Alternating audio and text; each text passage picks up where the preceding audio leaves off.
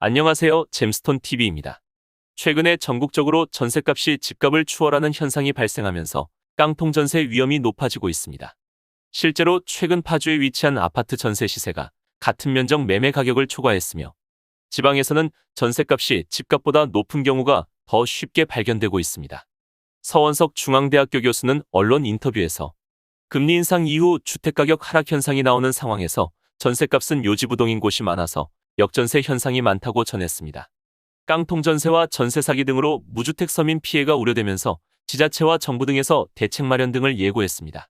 경기도 수원시가 현재 깡통 전세 피해 예방 상담센터 운영 관련 정보를 시민들에게 홍보하고 있으며 최근에 원희룡 국토부 장관도 언론 인터뷰에서 사회초년생들을 타깃으로 삼아 법의 사각지대에 있는 임대인이 없도록 강력한 대책을 만들 것이라며 임차인의 소중한 전세보증금을 전세 사기로부터 안전하게 보호하는 것은 국가의 중요한 책무라고 전했습니다.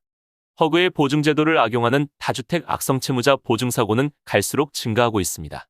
집주인이 임차인에게 보증금을 돌려주지 않아서 발생한 허그의 대위변제 금액은 지난 2018년 792억 원에서 작년에는 5,790억 원으로 사상 최대치를 기록했습니다. 전세금 반환 보증보험은 집주인이 임대차 계약 기간이 끝났지만 전세 보증금을 돌려주지 않는 경우 허그에서 세입자에게 보증금을 먼저 지급하고 집주인에게 구상권을 청구하는 제도입니다. 그리고 한국자산관리공사에서 전세 사기 등 임차인 피해를 방지하기 위한 설명 자료를 배포했습니다. 해당 자료에서는 전세 사기 피해 예방 요령 등으로 크게 세 가지 방법을 제시했습니다. 첫 번째로 주택 임대차 계약 전에 건축물 대장이랑 등기사항 증명서 등 관련 공부를 꼼꼼하게 살펴봐야 하며 등기부상 소유자와 계약자가 동일인인지 확인해야 합니다. 계약 체결 이후에는 잔금을 지급하기 전까지 등기부에서 선순위 권리관계 등을 다시 한번 체크하며 주택 점유와 전입신고 등을 통해 주택임대차 대항력을 확보해야 합니다.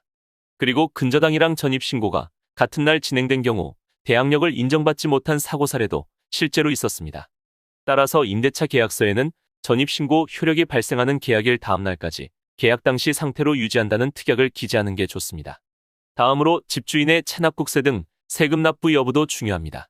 세금 중에서 당해세는 전세보증금에 우선하지만 실제 압류 등기 전까지는 체납 사실을 알 수 없습니다. 따라서 계약을 체결하기 전에 임차인이 임대인의 미납국세 등을 확인할 수 있는 미납국세 열람 제도를 활용하거나 국세와 지방세, 납부완납 증명서 등을 요구하는 게 좋습니다.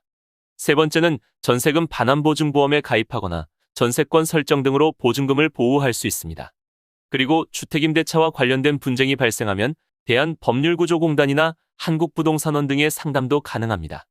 지금까지 잼스톤TV였습니다. 오늘 영상 도움되셨으면 구독과 좋아요 부탁드립니다. 시청해주셔서 감사합니다.